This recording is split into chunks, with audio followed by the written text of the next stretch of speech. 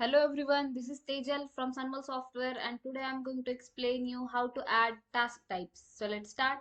Just click on Project Manager module, then just open Task Types submodule. Just go on these four dots. You will see multiple options over here. If you want to export multiple task types, then you can use export to CSV and export to Excel options. To create new task type, just click on Add Task Type. Then add description. I'm just added demo 1 and just save it.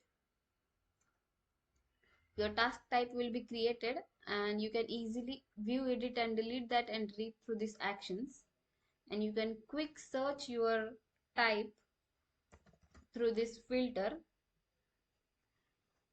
and you can quick refresh that search data through this refresh button. That's it. Thank you. If you have any queries to add task type, then please connect us at contact us@sunmolsoftware.com. See you soon in the next videos.